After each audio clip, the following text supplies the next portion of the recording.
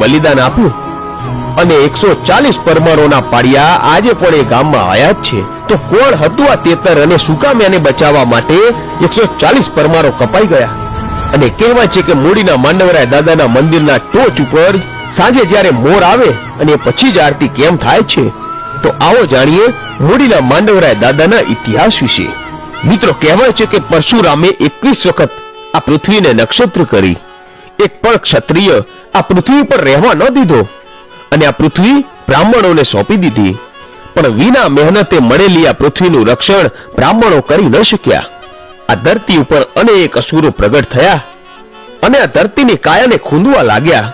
ઋષિ મુનિઓના યજ્ઞને અભડાવવા લાગ્યા અને પછી દેવતાઓએ ભેળા થઈ આબુ પર્વત ઉપર એક અગ્નિકુંડ પ્રગટ કર્યો અને અગ્નિકુંડની ઝાડમાં 4 મોટા દેવતાઓએ જવના દાણા નાખ્યા અને તે જ ઘડીએ એક પછી એક એમ 4 વીરો પ્રગટ થયા.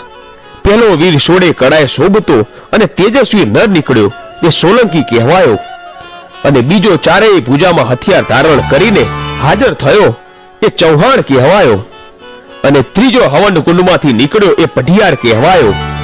અને કહેવાય છે કે આ ત્રણેય વીર હાથ જોડી અને આજ્ઞા માંગતા માંગતા નીકળ્યા.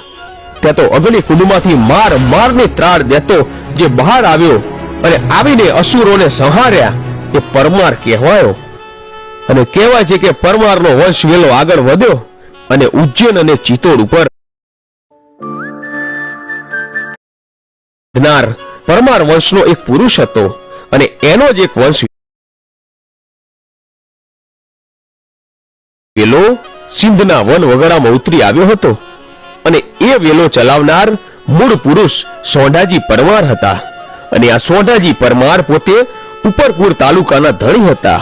અને એક વખત નબળી દશામાં ઉમરકોટ એમના હાથમાંથી છૂટી ગયું અને થરપાર ગઢ રહ્યું. થરપાર ગઢનું રાજ એટલે તો રેતીના રણનું રાજ. રાજધાનીને રીધી સિદ્ધિમાં ઢોર સિવાય બીજું કઈ નહીં.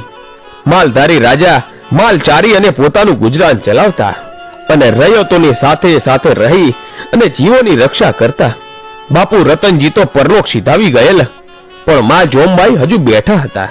અને માં જોમબાઈને 4 દીકરા હતા, અખોજી, અસોજી, લગધીરજી અને મુંજોજી.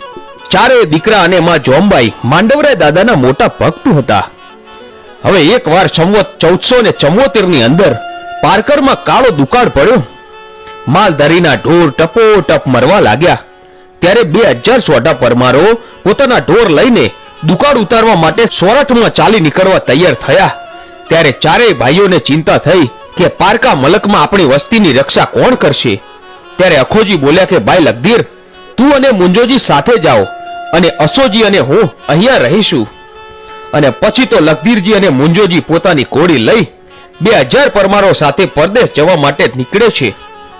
ત્યારે માં જોમબાઈ બોલ્યા કે દીકરા, પરદેશમાં તમને માં ક્યાંથી મળશે? તો ચાલો ને હું પણ સાથે આવું.